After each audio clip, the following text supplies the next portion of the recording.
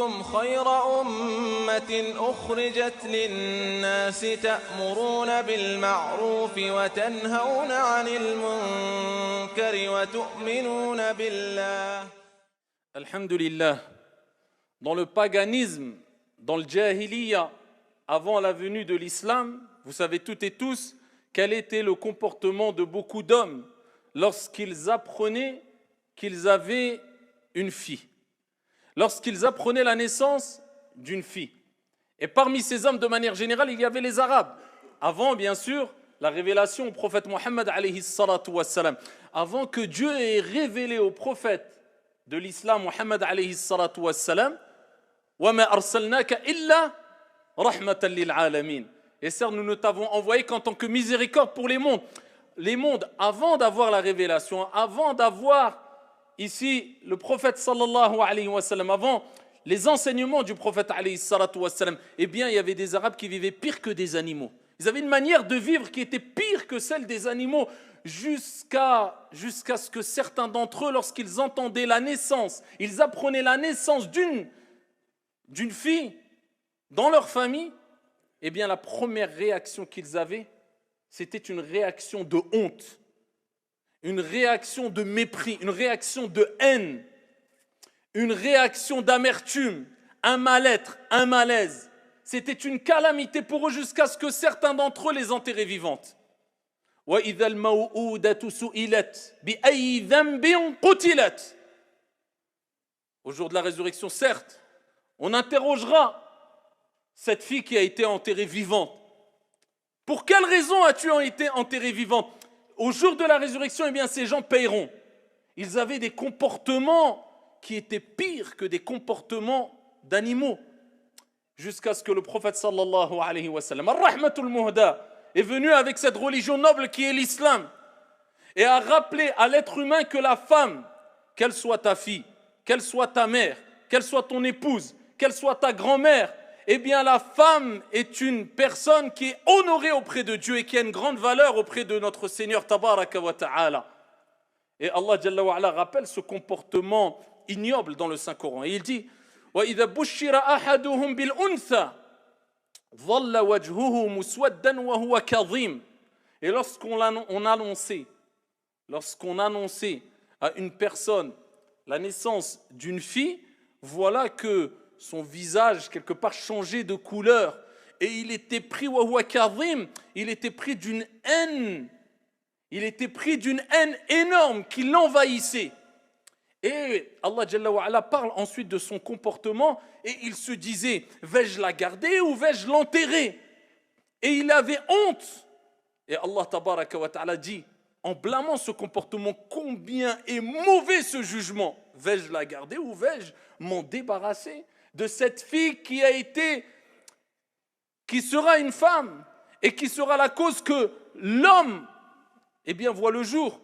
Car la fille, ayyuhal akhyar, ça sera la femme de demain, ça sera l'éducatrice de demain, ça sera la société de demain.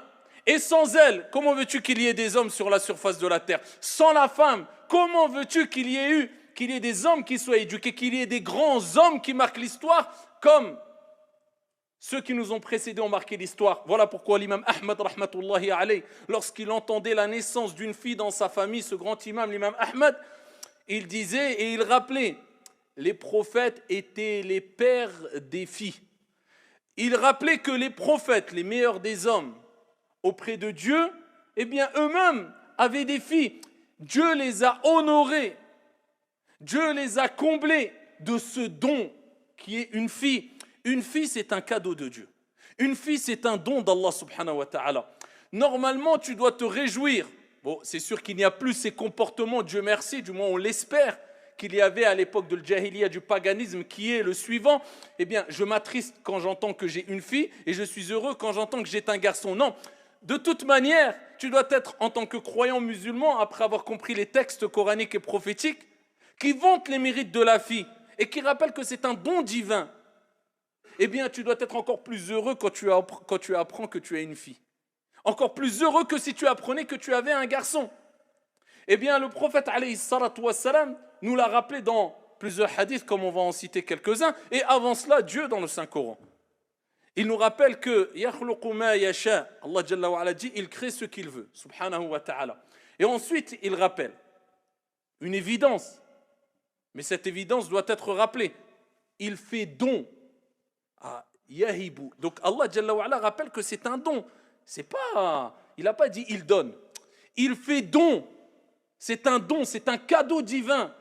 Donc le fait d'avoir une fille, c'est un don, c'est de Dieu, c'est un cadeau venant de Dieu, c'est une grâce immense. Et il commence par la fille. Ici, il met en avant l'importance de la fille déjà dans ce verset coranique, quand il parle du fait qu'il donne, qu'il accorde, qu'il fait don. Il fait don de fille à qui il veut. Et ensuite, il rappelle cette évidence, parce que c'est Dieu qui accorde, qui donne, et il fait don de garçons à qui il veut. Et il donne, il peut donner aussi, Allah subhanahu wa ta'ala, à la fois des garçons ou des filles. Et il rend stérile qui il veut. Comme Allah subhanahu wa ta'ala le rappelle dans le même verset coranique. Eh bien, Allah Jalla wa Ala, à travers ce verset, te rappelle que le fait d'avoir des enfants, c'est un don. Et il commence par la fille pour te rappeler que c'est le plus grand des dons que tu peux avoir. Quand tu parles d'enfants, eh bien, avoir une fille, eh bien, c'est encore plus méritoire. Sache que c'est encore plus méritoire. Et c'est un bienfait encore plus immense que d'avoir un garçon. Bien que le garçon reste un don divin, reste un grand bienfait, reste une miséricorde de la part de ton Seigneur Tabaraka wa Ta'ala. Il y a un bienfait énorme. N'oublie pas qu'il y a des gens qui rêveraient d'avoir des enfants, ils sont stériles. Et peut-être que Dieu leur a évité ici des soucis et des choses qu'ils ne pourraient supporter. Dieu fait chaque chose avec sagesse. Mais certains sont éprouvés comme cela. C'est une dure épreuve, certes. Et d'autres se plaignent quand ils ont une fille et pas un garçon. Ou bien un garçon et pas une fille. Dis Alhamdulillah. Allah dit, et il rend stérile qui il veut. Toi, Dieu t'a comblé de ces dons-là. Il t'a donné une fille ou un garçon. Prends-en soin et honore-les. Prends-en soin et honore-les. C'est quoi prendre soin de ses enfants et particulièrement des filles? C'est de les honorer et c'est d'agir avec miséricorde envers elles. C'est ces deux choses qu'il faut retenir. Al-karama, l'honorabilité, les honorer, et al-rahma, al-rifq, al-lin, l'indulgence, la bienveillance, la miséricorde envers eux. Et à ce moment-là, si tu as compris cela, eh bien, abshir, réjouis-toi. Et sache que tes filles seront ton paradis. Ces trésors-là seront ton accès au paradis auprès du prophète Mohammed alayhi afdalus salati wa askat taslim. De nombreux hadiths, il n'y en a pas un et deux, qui sont authentiques, qui rappellent les mérites de la fille, qu'ils sont ton paradis, insha'Allah tabaraka wa ta'ala, mais plein. On en citera juste deux ou trois. Fait sahih dans l'authentique, le prophète sallallahu alayhi wa sallam, encore place aux femmes. Regardez comment l'islam a honoré la femme dès qu'elle est jeune, dès qu'elle naît. C'est-à-dire qu'elle est déjà honorée. Pourquoi? Parce qu'en lisant ces textes, en les mettant en application, déjà tu sais que c'est un grand cadeau divin, une grande grâce divine que d'avoir eu une fille. Donc déjà, dès ces premières minutes, ces premières heures, eh bien, tu honores cette fille à travers ta joie, à travers ton comportement vis-à-vis d'elle, à travers la miséricorde que tu vas avoir vis-à-vis d'elle, parce que tu es heureux déjà de cette naissance-là, mais aussi de tous les bienfaits qui vont découler de cette naissance-là, de ce don divin. À peine elle naît. Quand elle grandit, tu sais que c'est ta fille. Qu'est-ce qu'a dit le prophète alayhi salatu wa sallam? On va le voir. Quand c'est ton épouse, eh bien tu sais ce que le prophète a dit. Akmalul mu'minina imanan, ahsanuhum khuluqa, wa khiyarukum khiyarukum li nisa'ihim. Tu sais que le prophète sallallahu alayhi wa sallam a dit, ceux qui ont la foi la plus complète, ce sont celles et ceux qui ont les meilleurs des comportements. Et les meilleurs d'entre vous, ce sont les meilleurs avec leur épouse. Quand c'est ta mère, eh bien tu sais que le paradis est sous ses pieds, comme le prophète sallallahu alayhi wa sallam a dit. Donc, la femme, qu'elle soit une enfant, la femme, cette qui est fille, et qui deviendra femme, et qui deviendra mère, et qui deviendra épouse, et qui devient, elle sera toujours honorée en islam jusqu'à sa mort. C'est pour cela qu'il est important de comprendre bien ces textes prophétiques qui mettent en avant et coraniques qui mettent en avant la valeur de la femme. Et ce n'est pas des textes qu'on doit citer, prononcer, mentionner simplement, mais on doit vivre avec dans notre quotidien, vis-à-vis de nos filles, vis-à-vis de nos épouses, vis-à-vis de nos mères, vis-à-vis de la femme de manière générale. Sans femme, il y aurait des sociétés. Sans femme, il y aurait des naissances. Sans femme, tu serais là. Sans femme, Allah subhanahu wa ta'ala te rappelle, eh bien sûr c'est des causes, ça ne reste que des causes, tout vient de notre Seigneur, tabaraka wa ta'ala, mais tu as une dette quelque part vis-à-vis de la femme. C'est elle qui t'a mis au monde, c'est elle qui t'a porté 9 mois. Bien sûr aussi à la cause du père, mais la femme a enduré. La femme a supporté ce que le père n'a pas supporté pendant ces mois qui ont été pénibles, comme Allah tabaraka wa ta'ala l'a rappelé maintes fois dans le Saint-Coran. Le prophète sallallahu alayhi wa sallam nous dit, celui qui a 3 filles, 3 filles, celui qui a 3 filles, et il dit alayhi salatu wa salam, et qui agit avec miséricorde envers elle.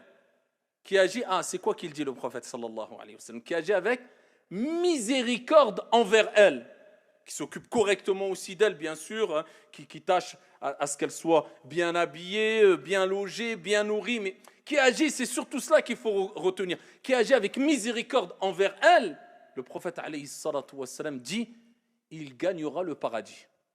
À travers ta miséricorde vis-à-vis de ta fille, Dieu te fera miséricorde, et vous savez toutes et tous qu'on ne pourra rentrer au paradis que par la miséricorde divine. Ils ont dit, même toi, ô messager de Dieu, même toi, tu ne pourras rentrer au paradis que si Dieu te fait miséricorde. Il dit, même moi. Donc la preuve qu'on dépend tous de la miséricorde divine. Et le prophète a dit, man la yarham la yurham. Celui qui ne fait pas miséricorde, on ne lui fera pas miséricorde. Eh bien, le prophète te rappelle, fais miséricorde aux gens, mais particulièrement celui qui a 3 filles, qui leur fait miséricorde, eh bien, il gagnera le paradis. On demanda au prophète, alayhi salatu wassalam, Ya Rasulallah, et si on n'a que 2 filles? Il dit, même si vous avez que 2 filles. Donc, celui qui a 2 filles et qui fait miséricorde à ses filles, qui agit avec compassion, avec indulgence, avec douceur, avec patience, qui s'occupe de la meilleure des manières vis-à-vis de ses filles, eh bien, il gagnera le paradis. Il gagnera le paradis. Dans un autre hadith rapporté par Abu Daoud, bisanadin sahih, avec une chaîne de transmission authentique, le prophète sallallahu alayhi wa sallam a dit, celui qui a une fille. Avant de citer ce hadith-là, je rappelle une autre version authentique où le prophète alayhi salatu wa sallam a dit, celui qui a 3 filles ou 3 sœurs, ou celui qui a 2 filles ou 2 sœurs. Donc ce n'est pas spécifique qu'aux filles. Regardez, le prophète alayhi salatu wa sallam nous rappelle qu'on peut gagner le paradis à travers notre miséricorde, notre comportement exemplaire vis-à-vis de nos filles, mais pas que. Dans une version authentique, il dit celui qui a 3 filles ou 3 sœurs. Celui qui a 2 filles ou 2 sœurs. Il gagnera le paradis. Donc tes filles sont honorées, comme tes sœurs sont honorées, comme tes épouses, comme ton épouse, comme ta mère, comme ta grand-mère, la femme est honorée. Donc tu veux le paradis? Eh bien tu as en face de toi ta sœur, honore-la, fais-lui miséricorde. Et plus tu agiras avec dureté envers ta sœur ou envers ta fille, et plus il y a de chances que Dieu agisse avec dureté envers toi. Et plus tu feras miséricorde et patientera, parce que plusieurs versions rappellent celui qui patiente aussi, vis-à-vis de ses sœurs ou de ses filles. Et plus tu feras miséricorde à tes sœurs, et plus Dieu te fera miséricorde, et tu auras des chances de réussir dans ta vie, et surtout de gagner l'au-delà, le paradis éternel, bi'idhnillah azza wa jal. Celui qui a 3 filles ou 3 sœurs, 2 filles ou 2 sœurs, fi riwayatin sahiha, dans une version authentique. Donc prenez soin non seulement de vos filles, mais aussi de vos sœurs. Honorez vos sœurs. Je ne dis pas prenez soin de vos sœurs. Honorez vos sœurs. Comme vous devez honorer vos mères. Comme vous devez honorer vos tantes. Car le prophète, alayhi salatu wassalam, à titre d'exemple, il dit que la tante maternelle a la place de la mère. Dû à la proximité de la tante maternelle avec ta propre mère. Donc même la tante, regardez, ça reste une femme. Tous ceux qui sont ici dans ta famille, qui font partie de ta famille, et qui sont de sexe féminin, honore-les. Si tu veux que Dieu t'honore, tu auras seulement si tu es. On n'a rien sans rien. Dans un hadith rapporté par Abu Daoud, bisanadin sahih, le prophète alayhi salatu wassalam dit celui qui a une fille. Alors là, vous avez vu les compagnons, ils disaient Ya Rasulallah, parce qu'il y avait des compagnons, ils avaient 2 filles. Et celui qui a 2, vous savez, regardez l'islam, comment il a changé les mentalités. Des gens qui avant l'islam enterraient leurs filles vivantes, là ils disaient moi aussi je veux. Ya Rasulallah, j'ai 2 filles. Et si celui qui en a 2, le prophète il dit même celui qui en a 2. Et dans un hadith, le prophète il dit celui qui a une fille. Celui qui a une fille, écoutez bien, et qui ne l'aura pas déshonoré, qui l'aura honoré. C'est-à-dire ta fille, c'est une princesse à la maison.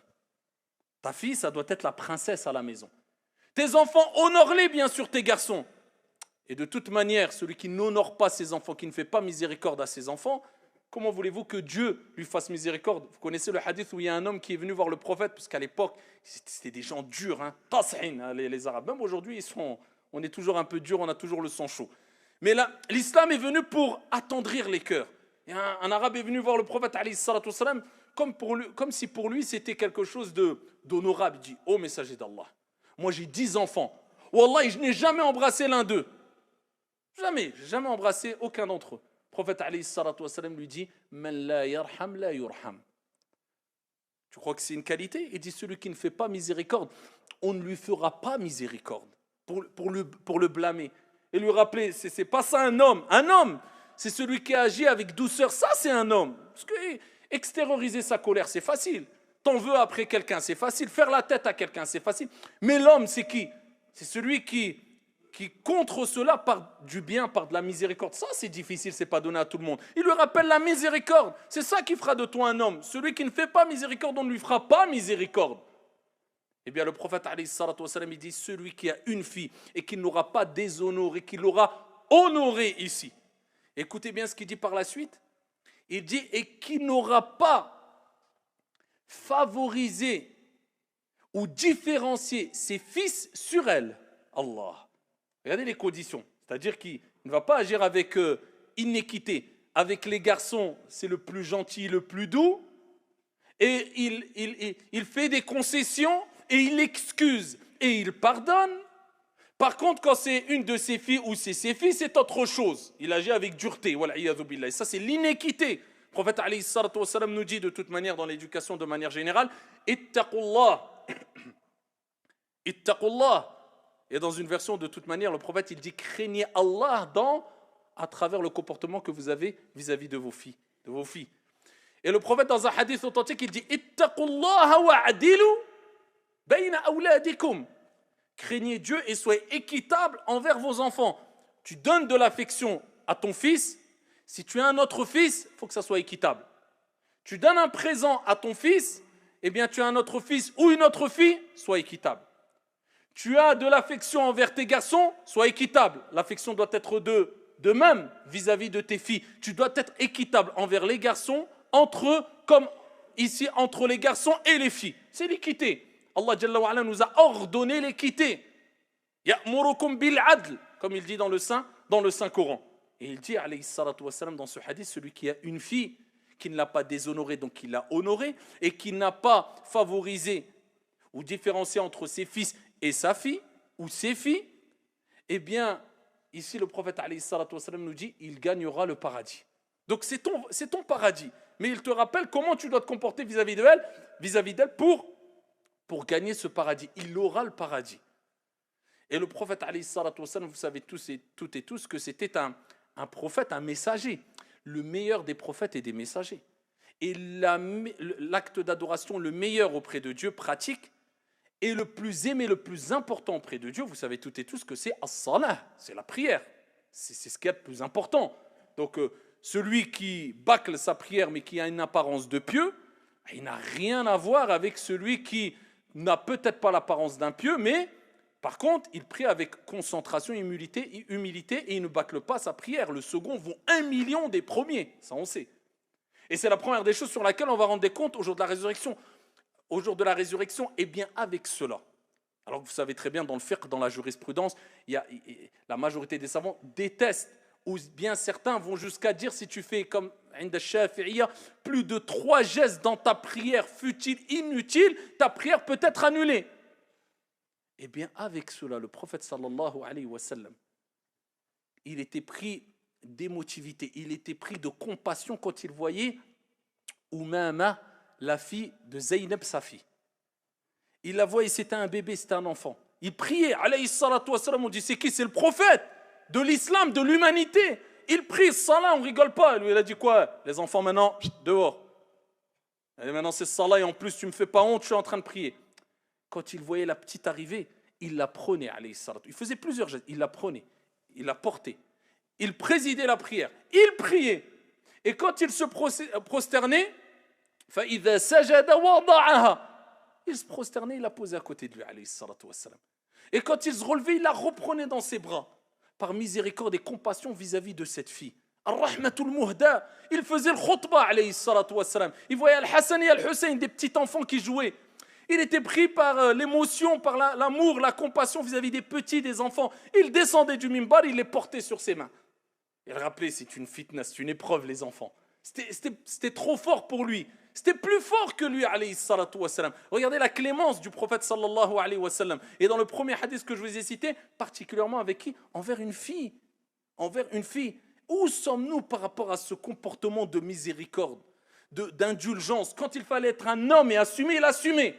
Mais son comportement de base, bien sûr, c'était toujours la compassion, la miséricorde, l'affection, le pardon. C'était ça, alayhi salatu wassalam. Et c'est ce qui fait qu'on l'aime aujourd'hui, alors qu'on ne l'a pas vu. Quand on entend ça, on est ébahi, on est émerveillé d'entendre ces hadiths pleins de miséricorde et de compassion, alayhi afdalus salati wa askat taslim. Et c'est comme ça qu'il réagissait dans la vie de tous les jours.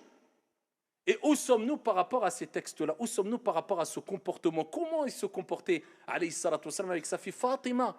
Il riait avec elle, il plaisantait avec elle, il montrait sa totale affection vis-à-vis de Fatima radiyallahu anha warda, qu'il la chérissait, et il a attesté que c'est la maîtresse des femmes du paradis.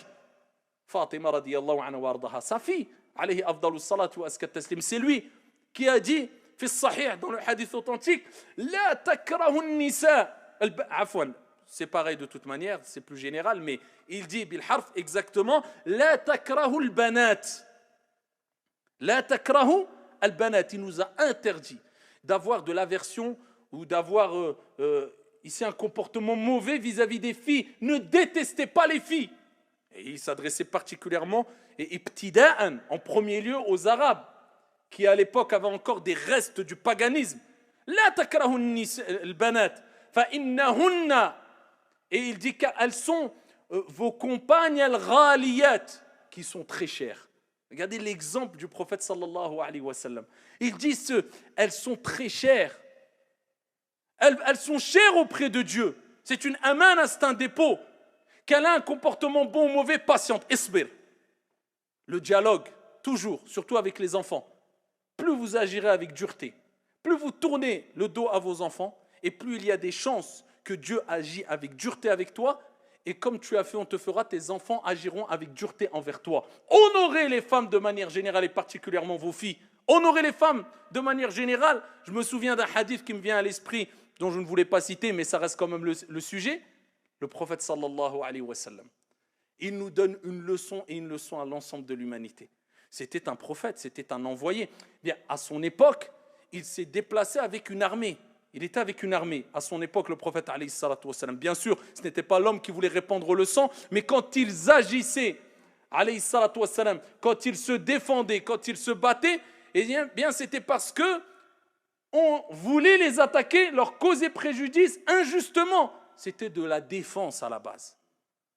Ils se déplacent avec une armée. Ce n'est pas avec eux des enfants, c'est avec une armée. C'est le prophète. Avec eux, il y a Aïcha, une femme, son épouse. Imaginez-vous, nous, maintenant, à notre époque. Aïcha avec eux, une armée. Des gens, voilà. Mettons le contexte actuel. Tu te déplaces pour le Hajj. Ce n'est pas pour la guerre ou pour... Non, pour le Hajj. Pour le pèlerinage. Tu as un grand groupe. C'est toi le responsable du groupe. Il y a 300, 500 personnes. Avec toi et ton épouse. On s'arrête. Et le voyage était... C'est pas comme aujourd'hui en car, en avion ou en voiture. Non. Traverser le désert.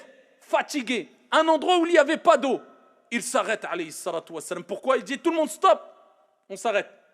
On va rester ici. On lève le campement, on monte le campement ici. Le compagnon dit, ya Rasulallah, il n'y a pas d'eau. Comment ici, là, il faut qu'on continue. Il dit, non. Aïcha, radiyallahu anha wardaha, mon épouse, elle a perdu un collier. On reste ici jusqu'à ce qu'elle le retrouve. Alayhi salatu wassalam. Imagine-nous. T'as perdu ton collier, regarde, ruina que tu nous fais, tout le monde la honte. On part, Allah, il dit que la prochaine fois, fais attention. Illa man rahim Allah. Le prophète dit, on reste. Les compagnons, ils insistent. Ils disent, au messager d'Allah, mais on n'a pas d'eau, comment on va faire? Et d'où là, il y a eu l'histoire de Tayammum. Le prophète, alayhi salatu wassalam, il dit, on reste. Et on monte le campement jusqu'à ce que Aïcha retrouve son collier. Sallallahu alayhi wa sallam. Où sommes-nous par rapport à ce comportement-là aujourd'hui? Vous comprenez pourquoi celui qui arrive à atteindre ce niveau-là, il fera partie des personnes qui ont la foi la plus complète, les meilleurs comportements. Voilà pourquoi le prophète a dit Akmalul mu'minina imanan ahsanuhum khuluqa wa khiyarukum khiyarukum li nisa'ihim. Ceux qui ont la foi la plus complète, ce sont ceux qui ont les meilleurs comportements. Les meilleurs d'entre vous, ce sont les meilleurs avec leur épouse. Ça, c'était le comportement du prophète Mohammed, alayhi afdalus salati wa askat taslim. Donc, favorisez toujours le dialogue avec vos enfants et particulièrement avec vos filles. Honorez vos filles, respectez vos filles. Agissez avec miséricorde vis-à-vis de vos filles et de manière générale avec la femme.